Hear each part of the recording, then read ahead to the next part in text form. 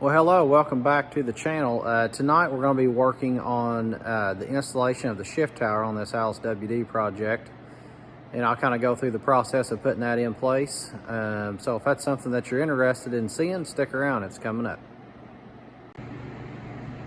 All right, so if you've been keeping up with this video series on this WD restoration project, you know that last video we were getting the rear end and everything installed and getting all that squared away and ready for axles. But I wanted to go ahead and get everything sealed up as far as the drivetrain goes before we slide those axles in. So I used my overhead crane and I picked up a torque tube and the rear end section together. And I had this galvanized tub right here, and you may recognize that. That's that same tub I used in that hot tank video a while back. So it's good and sturdy. Allows the PTO to kind of set down out of the way, and allows me to have a nice flat surface to work on, and up just a little bit, you know, below waist height. So that works out perfect for the installation of the shifting tower, and I wanted to go through that just a little bit. You can see some new paint over here on the left.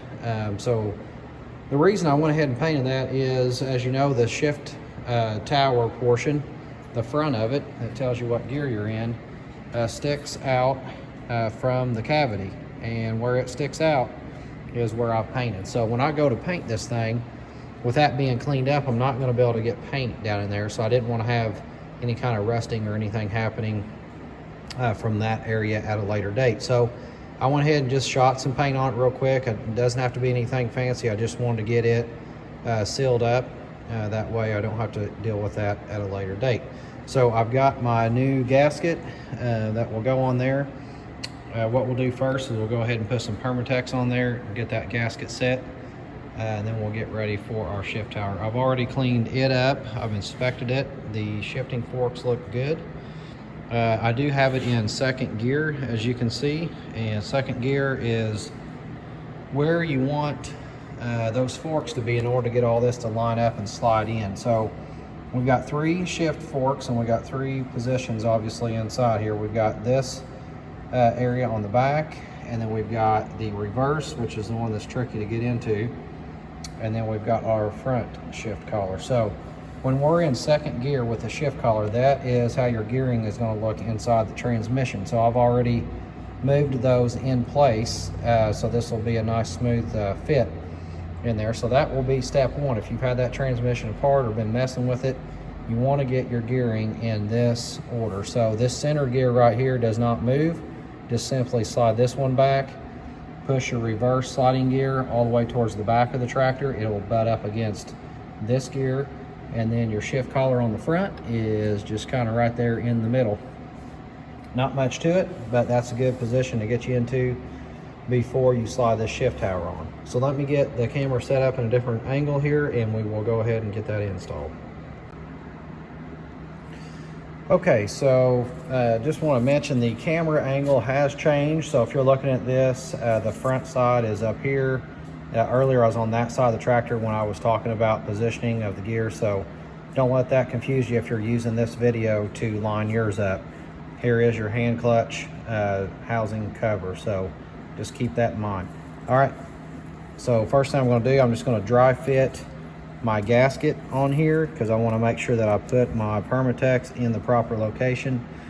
And you can see I don't need anything in here. I just need to stick around the outer edge of this housing. So let's go ahead and apply that.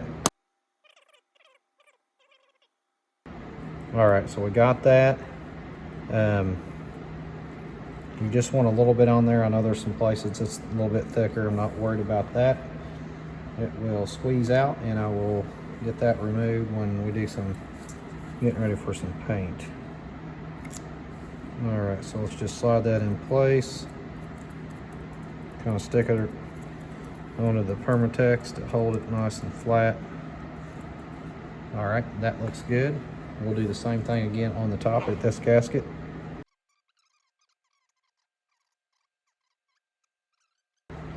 And so let me get a different angle here with the camera. All right, so I want to get a close-up shot here prior to sticking the shift tower on here. You can see the reverse sliding gear down there, and if you notice, it's just the width of that shift collar away from the center gear on the main shaft. And so what that's going to allow us to do is use this clearance right here down to the shaft to fit in that reverse shifting fork. So that's why we're putting it in second gear. If this gear here is moved back, now it's going to be hitting up here on the housing. So with this slid all the way forward, we have that little bitty cavity for that to fit into. So with that said, I'm going to try to get a good shot of that. I may have to partially install it and then take a shot from underneath here, but we're just going to line that thing up and let it slide into those collars and bolt it up. So I'm just going to take my reverse and I'm going to slide it right down along the side there. Just keep it from hitting my main shaft, and the rest of that's just going to slide right into these collars. And if I can hold that without getting into my gasket, I'll show you what we got in here. So all right, so you can see reverse shift collars down there, the second gear is in line, and then our other shift collar is lined up here, and it'll just set right down in place. I mean, there's just, you get that lined up and it'll go right where it needs to go. All right, so with that said, let me get my camera repositioned here, and we're just going to line things up and bolt it in. All right, so I'm going to take my bolts and just get them started here. Nothing fancy. There is one piece, or one bolt rather, that I won't be putting in right now, and that's the bolt over here on this side. That is where the release lever bolts up for your snap coupler, and I don't have it cleaned up and ready to go yet, so it's not going to be going on whenever I put it in. Remember, underneath that bolt is open to the oil, so I'll have to make sure that I seal that bolt.